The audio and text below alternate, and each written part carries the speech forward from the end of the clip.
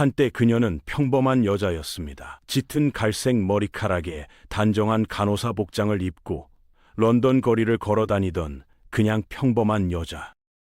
그런데 어느 날부터 거울 속 얼굴이 달라지기 시작했습니다. 손이 부어오르고 턱이 튀어나오고 눈썹뼈가 솟구쳤습니다. 멈추지 않았습니다. 멈출 수가 없었습니다. 병이 그녀의 얼굴을 먹어 들어갔고 세상은 그 얼굴에 잔인한 이름을 붙였습니다. 세상에서 가장 못생긴 여자. 하지만 이 이야기의 진짜 핵심은 그 이름이 아닙니다. 그 이름을 스스로 선택해야만 했던 이유, 바로 거기에 있습니다. 간호사가 되고 싶다는 꿈을 품는 게 쉬운 일이 아니었습니다. 1874년 런던 동부 펠리스토의 빈민가에서 태어난 메리 앤 웹스터는 8남매 중 하나였거든요. 넉넉한 게 하나도 없는 집이었습니다. 먹을 것도, 입을 것도, 미래에 대한 기대도. 그 시절 그 동네 아이들 대부분은 어릴 때부터 공장이나 행상으로 내몰렸습니다. 그런데 메리 앤은 달랐습니다. 그녀는 배우고 싶었고 사람을 돕고 싶었습니다. 그리고 실제로 해냈습니다. 1850년대 플로렌스 나이팅게일이 간호체계를 개혁한 이후 영국에서 간호사라는 직업은 단순한 노동이 아니라 전문직으로 인정받기 시작했습니다. 여성이 사회에서 당당히 설 수 있는 몇 안 되는 길 중 하나였죠. 메리 앤은 그 기회를 놓치지 않았습니다. 1890년대 후반 빡빡한 훈련 과정을 모두 이수하고 1900년 무렵부터 런던에서 정식 간호사로 일하기 시작했습니다. 이 시기에 찍힌 그녀의 사진이 남아 있습니다. 보는 순간 적잖이 놀라게 됩니다. 나중에 세상이 그녀에게 붙인 그 잔인한 수식어를 알고 보면 더더욱 사진 속 그녀는 단아하고 반듯한 인상의 여성이었습니다. 짙은 갈색 머리, 또렷한 이목구비, 누가 봐도 성실하고 단정한 사람이라는 인상을 주는 얼굴이었죠. 그녀가 나중에 겪게 될 일을 알고 있는 상태에서 그 사진을 다시 보면 묘하게 마음이 무거워집니다. 이 얼굴이 사라지기까지 얼마 남지 않았다는 걸 알기 때문입니다. 하지만 그 시절의 메리 앤은 아무것도 몰랐습니다. 그냥 열심히 살고 있었을 뿐이었습니다. 간호사로 바쁘게 일하던 메리 앤의 삶에 따뜻한 변화가 찾아온 건 1903년이었습니다. 상대는 런던에서 채소를 팔던 토머스 베번이라는 남자였습니다. 거창한 직업도 넘치는 재산도 없었지만 그는 메리 앤 곁에서 한결같이 성실한 사람이었습니다. 둘은 오랜 교제 끝에 결혼식을 올렸고 그녀는 메리 앤 베번이라는 새 이름을 갖게 되었습니다. 결혼 후 가정은 빠르게 불어났습니다. 1910년대 초반이 되자 슬하에 4명의 아이가 생겼습니다. 부자는 아니었지만 굶지는 않았습니다. 남편이 새벽부터 나가 장사를 하고 아내는 집을 지키며 아이들을 돌봤습니다. 런던 어딘가의 작은 집, 소박하지만 온기 있는 풍경이었죠. 그리고 그 온기는 1914년에 산산조각이 났습니다. 토머스가 갑작스럽게 세상을 떠난 겁니다. 예고도 없었습니다. 나이도 많지 않았습니다. 그냥 어느 날 가장이 사라졌습니다. 메리 앤 앞에 남은 건 4명의 아이와 텅 빈 살림뿐이었습니다. 막내는 아직 갓난아기였습니다. 생각해보세요. 갓난아기를 포함한 4아이를 혼자 먹여 살려야 하는 상황. 게다가 그녀의 몸은 이미 조금씩 이상한 신호를 보내고 있던 참이었습니다. 그나마 한 가지 가슴에 남는 대목이 있습니다. 병이 시작된 후에도 토머스는 아내의 달라진 외모에 대해 단 한 번도 등을 돌리지 않았다고 합니다. 오히려 아내가 눈치 보지 않고 집에서 쉴 수 있도록 배려했습니다. 짧은 결혼 생활이었지만 적어도 그 안에서 그녀는 존중받았습니다. 그 사실이 이후 그녀가 겪게 될 일들과 너무 대조되어서 더 씁쓸하게 느껴집니다. 사실 병의 첫 신호는 남편이 죽기 훨씬 전부터였습니다. 1906년 무렵 메리 앤은 뭔가 이상하다는 걸 느끼기 시작했습니다. 손이 묘하게 부어 보였습니다. 발도 마찬가지였습니다. 처음엔 그냥 피곤해서 그런가 보다 했을 겁니다. 간호사 출신이니 몸 상태에 민감했을 텐데도 이건 쉽게 설명이 안 되는 변화였습니다. 그리고 그 변화는 멈추지 않았습니다.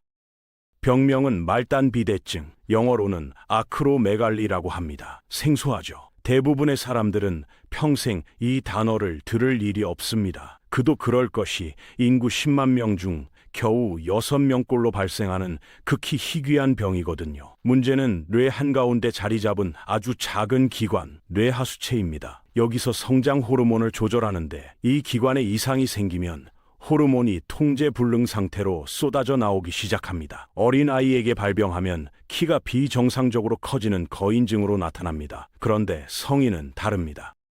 이미 성장판이 닫혀 있으니 뼈가 길어지는 대신 두꺼워집니다. 손과 발이 부풀고 턱이 앞으로 밀려 나오고 이마뼈가 솟아오릅니다. 얼굴 전체의 구조가 서서히 그러나 되돌릴 수 없는 방향으로 뒤틀리기 시작하는 겁니다. 메리앤에게 벌어진 일이 바로 이것이었습니다. 더 잔인한 건 속도입니다. 이 병은 급격하게 변하지 않습니다. 천천히 아주 조금씩 진행됩니다. 그러니 본인도 주변 사람들도 처음엔 잘 눈치채지 못합니다. 어느 날 거울을 보다가 혹은 오래된 사진과 지금 얼굴을 비교하다가 문득 깨닫게 되는 거죠. 이 얼굴이 내 얼굴이 맞는가? 그 순간이 얼마나 무서웠을지 감히 상상하기가 어렵습니다.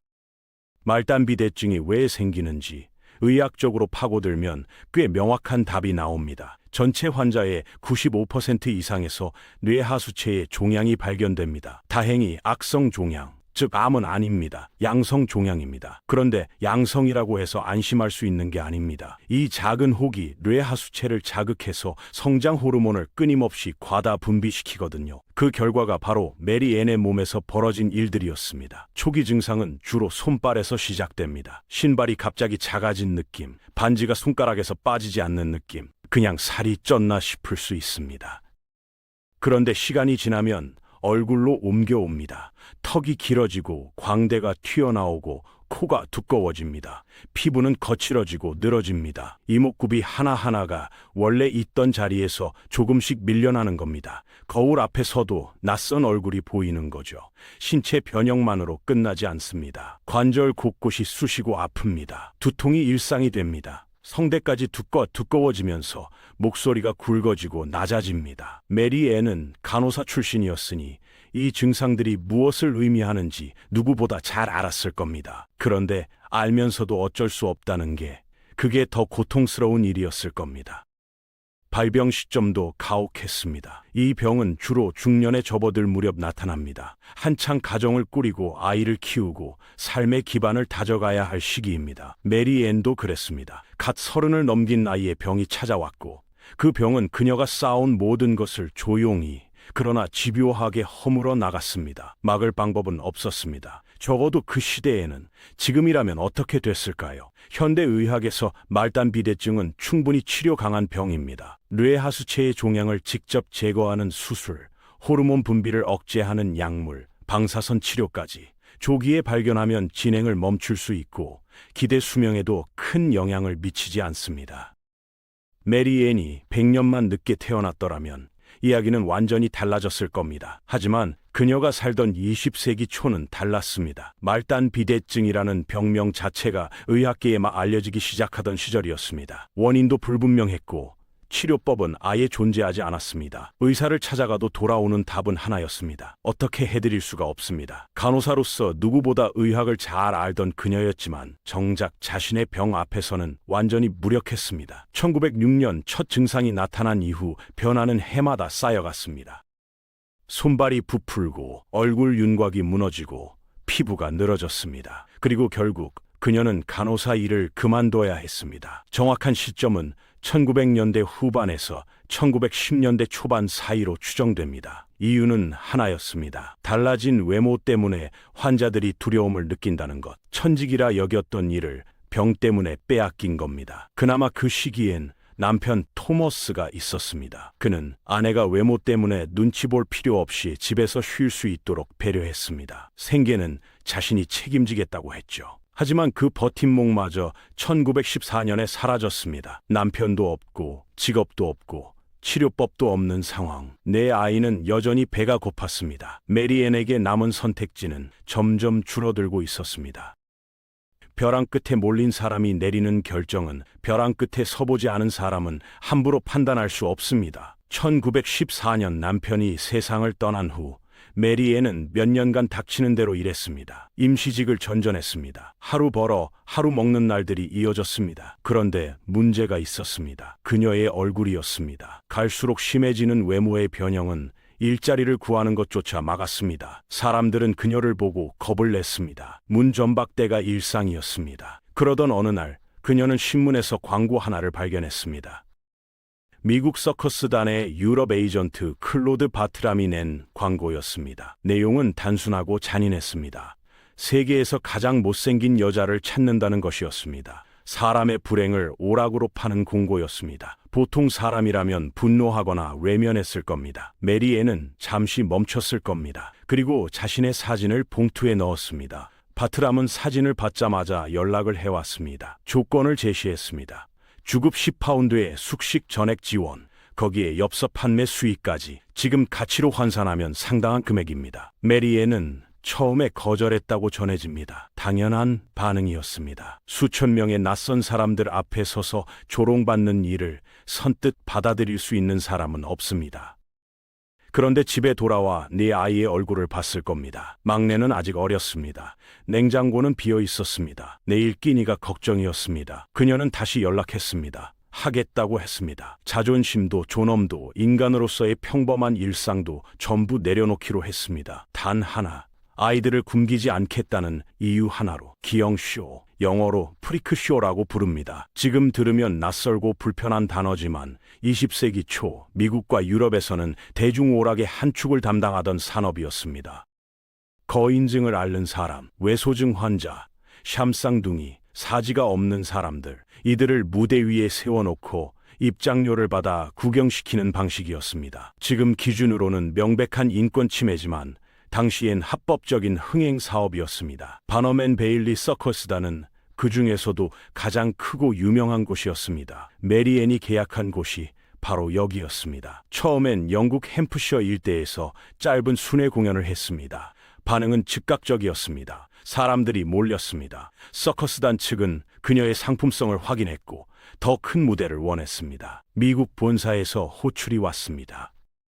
메리앤이 영국 사우샘프턴 항구를 떠나 미국으로 향한 건 1902년이었습니다. 낯선 나라, 뱃섯 언어, 낯선 군주. 게다가 도착해보니 상황이 바뀌어 있었습니다. 그녀가 계약했던 바너맨 베일리가 1919년에 링링 브라더스와 합병된 겁니다. 새로 탄생한 초대형 서커스단은 스스로를 지상 최대의 쇼라고 불렀습니다. 메리앤은 그 쇼의 간판 전시물이 되었습니다. 무대 위에서 그녀에게 주어진 의상은 더 모욕적이었습니다. 기획자들은 그녀의 외모를 최대한 기괴하게 보이도록 남성복이나 조악한 옷을 입혔습니다.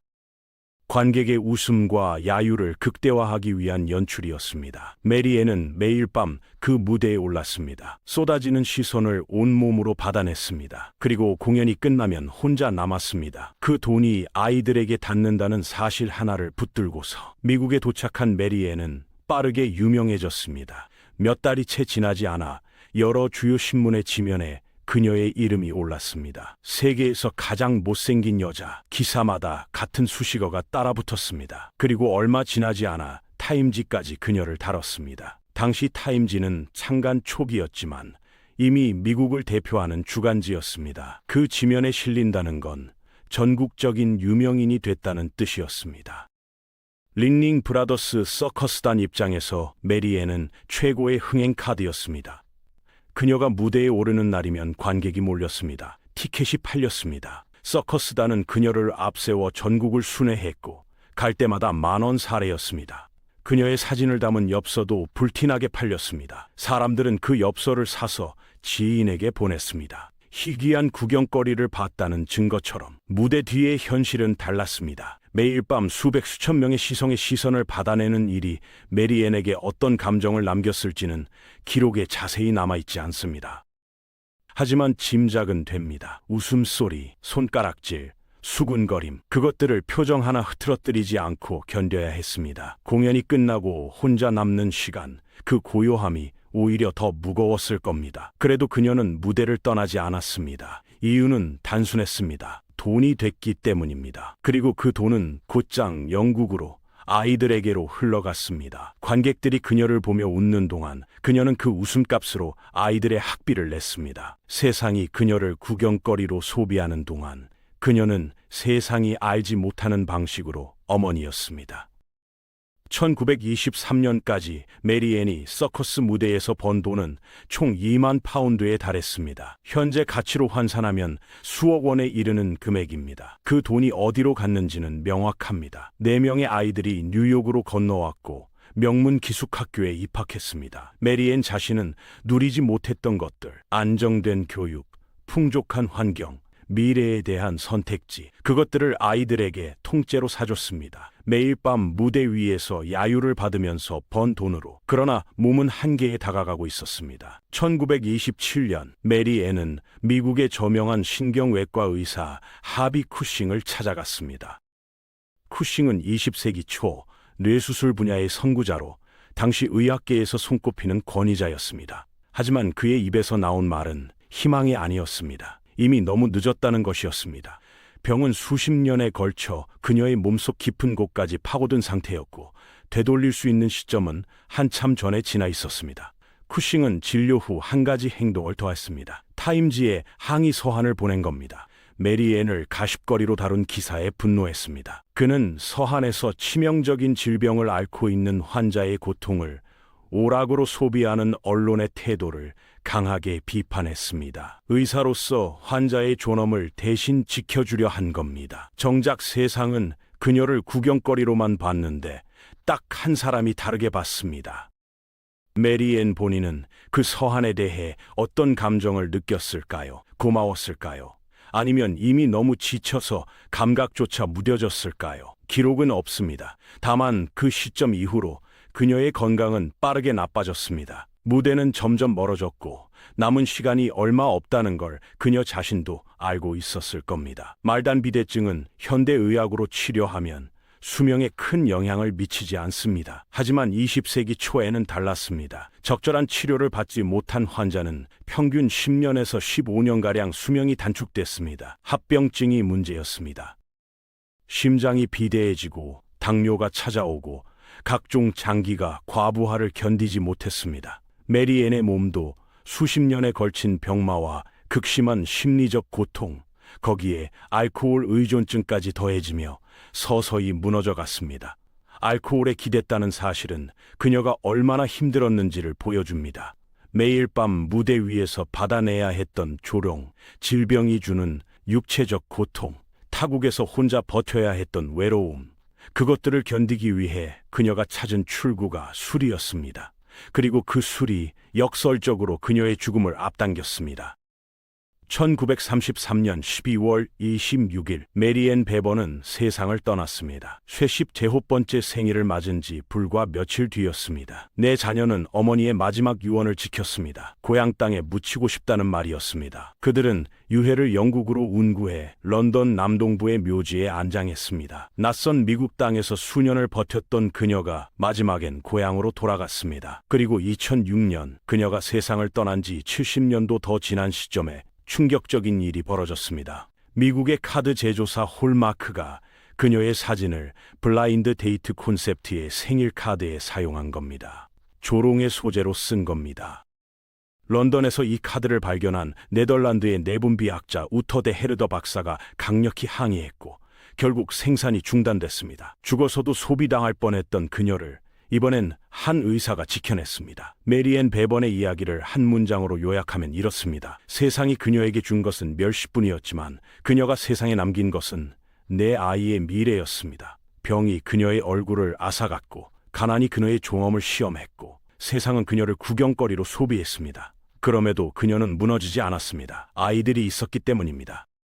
우리는 종종 누군가의 외모를 보고 그 사람의 전부를 판단합니다. 그게 얼마나 얕은 시선인지 메리앤의 삶이 조용히 증명하고 있습니다. 그녀의 얼굴 뒤에는 간호사였던 여자가 있었고 남편을 사랑했던 아내가 있었고 자식을 위해 모든 것을 내던진 어머니가 있었습니다. 그 어떤 수식어보다 그 사실이 그녀의 진짜 이름이었습니다. 오늘 이 이야기를 꺼낸 건 단순히 과거의 비극을 되새기기 위해서가 아닙니다. 지금 이 순간에도 세상은 여전히 누군가를 외모로, 장애로, 가난으로 줄 세우고 있기 때문입니다. 메리앤 베버는 그 잔인한 시선을 온몸으로 받아내며 살았습니다. 그리고 끝내 이겼습니다. 자기 방식으로. 여기까지 오늘 준비한 영상은 끝났습니다. 다음 시간에 다른 영상으로 찾아뵙겠습니다. 감사합니다.